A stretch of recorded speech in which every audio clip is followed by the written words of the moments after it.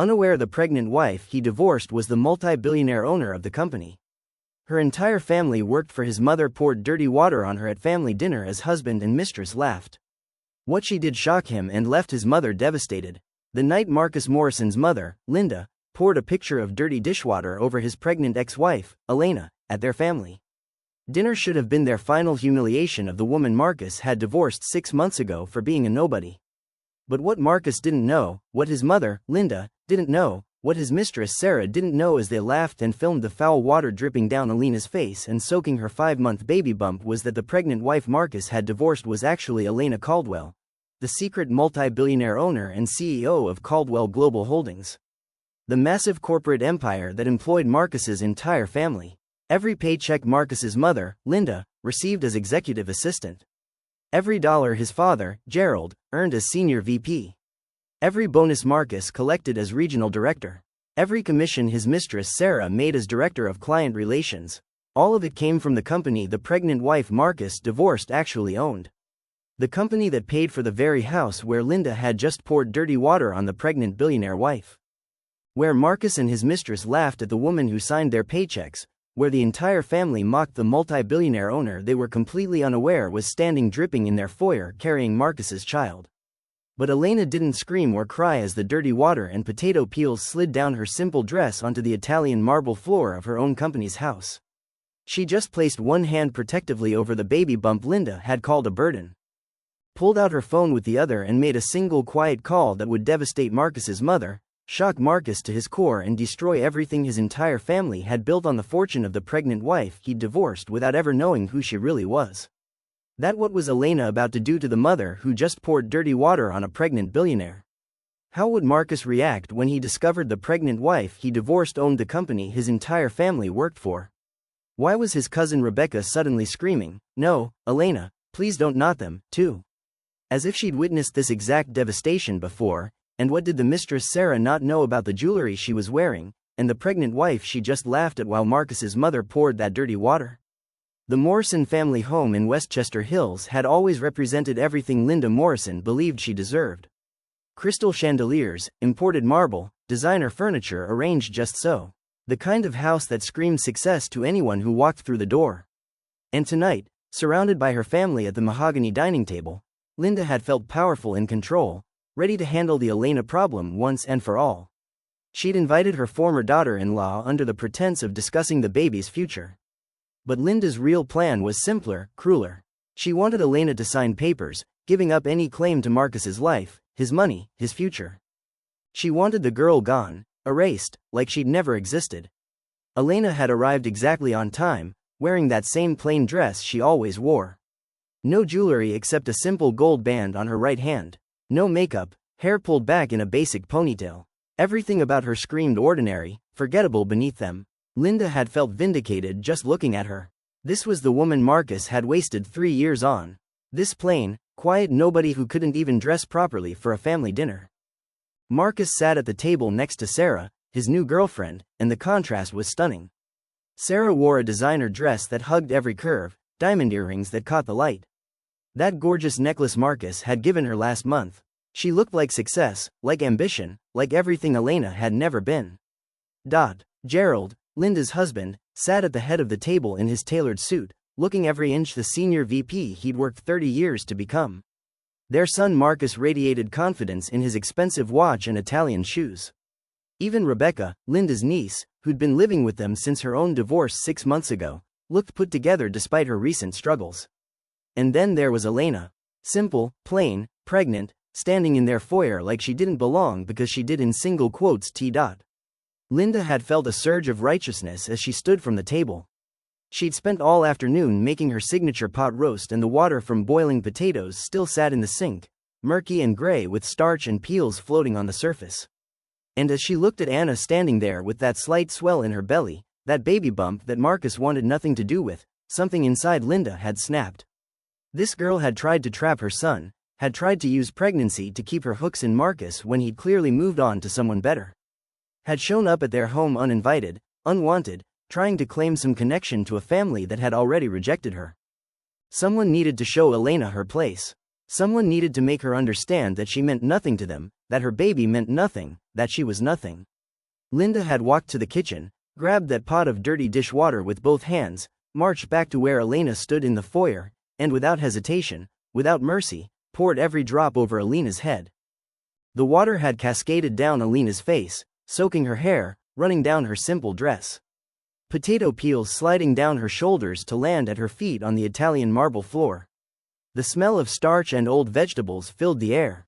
The sound of water splashing seemed to echo through the suddenly silent house. And then Sarah had started laughing. Loud, delighted laughter that filled the room. She'd pulled out her phone, already filming, capturing every second of Elena standing there dripping, humiliated, destroyed. "Oh my God," Sarah had gasped between laughs. "This is perfect. This is exactly what she deserves. Marcus, babe, your mom is savage. I love it." Marcus had joined in the laughter. Then, his face flushing with something that looked like relief, like he'd been waiting for permission to fully reject Elena, and his mother had just given it to him.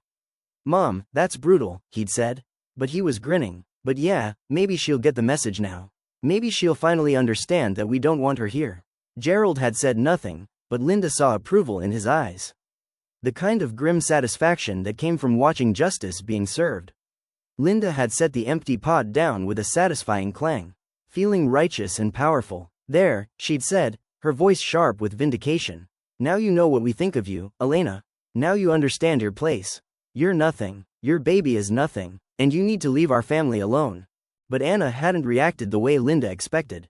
She hadn't cried or run away or begged for mercy. She just stood there, water dripping from her hair, potato peels sliding down her shoulders, and placed one hand protectively over her stomach. The other hand reached into her purse and pulled out her phone, and she smiled. That strange knowing smile that made Linda's stomach suddenly clench with inexplicable dread. Something was wrong. Something in Elena's eyes, in the way she held herself despite the humiliation. In the absolute calm on her face as dirty water dripped onto the marble floor.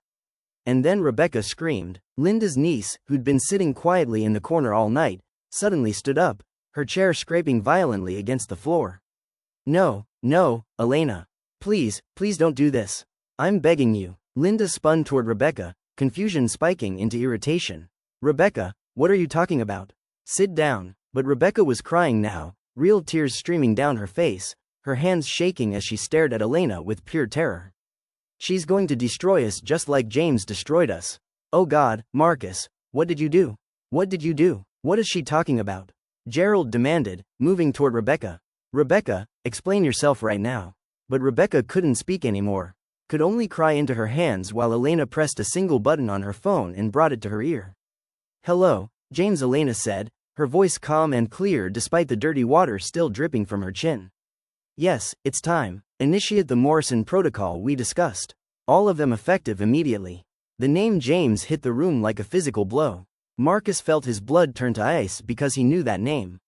Everyone who worked at Caldwell Industries knew that name. James Caldwell, the billionaire CEO who destroyed Rebecca's life 6 months ago.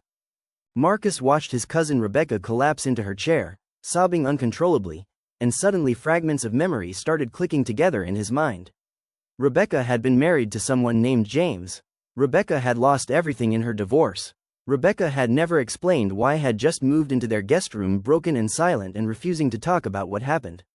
And now Elena was calling someone named James.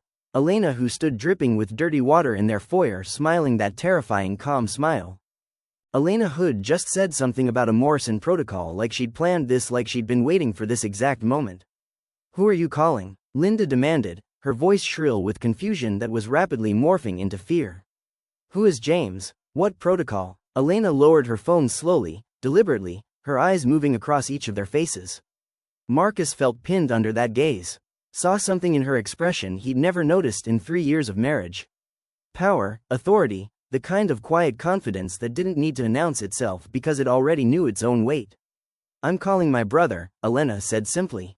"James Caldwell, CEO of Caldwell Industries, the man your daughter Rebecca was married to before she divorced him for being too quiet, too private, too unwilling to show off his wealth in ways she found acceptable." The room tilted. Marcus heard his mother gasp, heard his father make a strangled sound, heard Sarah's phone clatter to the floor. "Your brother," Marcus heard himself whisper. "James Caldwell is your brother." "Half-brother technically," Elena corrected. her hands still resting protectively on her stomach. Same father, different mothers. We inherited our father's empire together when he died 8 years ago. James got Caldwell Industries. I got Caldwell Global Holdings. The words didn't make sense. Couldn't make sense. Caldwell Global Holdings was where they all worked. Where his father was senior VP. Where his mother worked as executive assistant. Where Marcus himself held his director position. Where Sarah worked in client relations. Caldwell Global Holdings, the massive corporation that employed hundreds of people and generated billions in revenue annually. The company run by the mysterious E. Cell, who never made public appearances, who worked remotely, who was famously private about their identity. P. Caldwell E. for Elena. No, Marcus said, but his voice had no conviction. That's not possible. You worked some entry-level position. You had no money. You lived in that tiny apartment before we got married. You drove an old car. You wore cheap clothes. You were nobody. I was testing you, Elena said, and her voice finally cracked with emotion. Real pain bleeding through the calm exterior. I watched my brother James fall in love with your cousin Rebecca. Watched her be ashamed of him because he didn't flaunt his wealth. Watched her divorce him because he wouldn't change who he was to satisfy her ego. And then I met you at a company event, Marcus, my company event. And I thought maybe you'd be different.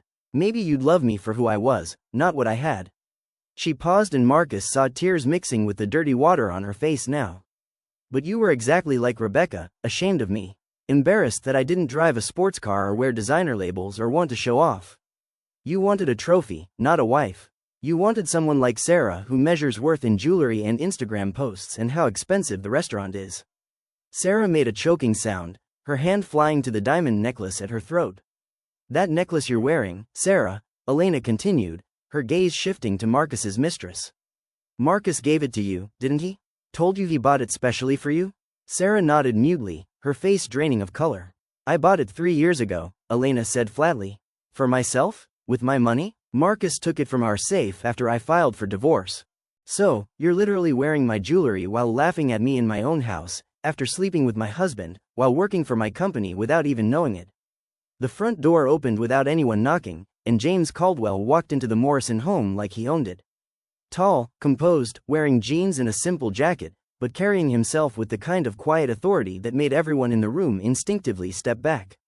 He moved straight to Elena's side, his eyes taking in the dirty water still dripping from her hair. The potato peels on her shoulders, the protective hand she had on her pregnant belly. Little sister, James said softly, and his voice carried more menacing those 2 words than any shouting could have achieved. Are you all right? No, Ellen answered honestly, her voice breaking. But I will be. James put his arm around her shoulders, then turned to face the Morrison family with eyes that had gone absolutely cold. 6 months ago, Rebecca taught me something valuable. She taught me that some people will never value character over appearance. That some families raise their children to be cruel to anyone they perceive as beneath them. And tonight, you've taught my sister the exact same lesson. Gerald found his voice first, stepping forward with his hands raised. Mr. Caldwell, please. We didn't know. We had no idea Elena was your sister. That she owned Caldwell Global Holdings. If you'd known, you would have been kind. James interrupted, his voice cutting. That's exactly the problem, Gerald. Kindness shouldn't depend on someone's bank account. Respect shouldn't be conditional on their status. But you poured dirty water on a pregnant woman because you thought she was nobody important. You laughed at her. You filmed her humiliation. You called her unborn child a burden. Linda was crying now, mascara running down her face as reality crashed over her. Please, we made a mistake. We'll apologize. We'll make it right. You can't make this right, Elena said, stepping away from James's protective arm to stand on her own. You had 3 years to be kind to me, Linda. 3 years when I was married to your son. 3 years when I cooked dinners for this family, attended your events, tried to be the daughter-in-law you wanted, and you treated me like garbage the entire time because I didn't meet your standards of success because I dressed simply and drove an old car and didn't brag about money. Marcus moved toward her, his face stricken. Elena, please, I loved you. I didn't know. If I'd known who you really were, you would have stayed married, too. Melanina finished, and there was such pain in her voice that Marcus actually flinched. You would have loved me for my billions, but not for myself. That's exactly why I never told you. Marcus, I wanted you to love me, not my money. But you couldn't even manage basic respect when you thought I was ordinary. Their phones started ringing simultaneously. Gerald's first, then Linda's, then Marcus's, then Sarah's. All four of them stood frozen, staring at their buzzing phones like they were snakes about to strike. "Answer them," James said calmly. "That will be HR from Caldwell Global Holdings. They have some news for you," Gerald answered with shaking hands, his face going from pale to gray as he listened. Linda answered next, her sobs getting louder with every word she heard. Marcus couldn't move, couldn't breathe, just stared at his phone until it stopped ringing and went to voicemail. Sarah dropped hers completely, backing away like the device had burned her. "Terminated," Gerald whispered, lowering his phone. "Effective immediately. 30 years with the company, and I'm just terminated. They said the CEO personally ordered it." "Me, too," Linda gasped. 8 years. 8 years I worked as executive assistant and I'm fired just like that. And they said security will be waiting if we try to enter the building." Marcus finally answered his voicemail, listening with growing horror. When it ended, he looked at Elena with devastation written across every feature. "I'm fired. My entire team, my projects, everything I built gone. And they said, there's a file. Documentation of hostile work environment. Harassment of a pregnant employee, misuse of company resources." He paused, his voice breaking. "The pregnant employee was you. You documented everything. Every cruel comment," Elena confirmed. "Every family dinner where you mocked my clothes. Every time your mother called me worthless. Every occasion your father suggested I wasn't good enough for this family. I documented all of it because I kept hoping you'd change. Kept hoping you'd see me. But you never did." Sarah's phone rang again, and she answered it with trembling hands. Whatever she heard made her legs give out, sinking to the floor as she stared at Elena in absolute horror. "I'm fired, too, and they're suing me for the jewelry. They said it's stolen property. They said Marcus gave me items that belonged to his ex-wife, and that's theft." She looked at Marcus with pure hatred now. "You idiot. You told me she was nobody. You destroyed my career for nobody." "This house," James said conversationally, as if discussing the weather is company property, part of Gerald's compensation package. "Since Gerald no longer works for Caldwell Global Holdings, you have 24 hours to vacate. There's a clause about termination for cause resulting in immediate forfeit of housing benefits." Linda let out a wail of despair. "We have nowhere to go. This is our home, our life. Everything we've built was built on my sister's money," James said flatly. "Every brick of this house, every piece of furniture, every luxury you've enjoyed for the past 8 years since she took over the company. And you repaid her by pouring dirty water on her while she was pregnant with your grandchild." Elena placed both hands on her stomach. Now, tears streaming freely down her face, mixing with the dirty water still in her hair. "I'm keeping my daughter Marcus, and you're going to have no part in her life, no custody, no visitation, no relationship. I have documentation of abandonment, of you publicly mocking me while pregnant, of your mother creating a hostile environment. My lawyers assure me that terminating your paddle rights will be straightforward." "You can't," Marcus choked out. "She's my daughter. I have rights." "You gave up your rights when you chose cruelty over kindness," Elena said. "When you divorced me while I was pregnant, when you brought your mistress to family dinners and laughed while your mother humiliated me. You made your choice, Marcus, and now I'm making mine. My daughter will never know the kind of people who judge worth by bank accounts and show cruelty to anyone they think is beneath them." Rebecca finally spoke from her corner, her voice broken and hoarse. "I tried to warn you. I tried to tell you not to do this, but you wouldn't listen. Just like I didn't listen when people told me to value James, and now you've lost everything. Just like I did." Elena looked at Rebecca with something like sympathy. "I'm sorry you learned this lesson, too. I'm sorry my brother had to teach your family what happens when you mistake kindness for weakness." James guided Elena toward the door, supporting her as she walked through the puddle of dirty water on the marble floor of her own company's house. At the threshold, Elena turned back one last time. "I would have given you everything," she said to Marcus, her voice thick with tears and loss. "I would have made you the happiest man alive, but you were ashamed of me from the start. You never wanted me. You wanted what you thought I should be, and that was never going to be enough." The door closed behind them, leaving the Morrison family standing in the ruins of everything they'd built on the fortune of the pregnant wife Marcus had divorced. Linda sank to the floor in her designer dress.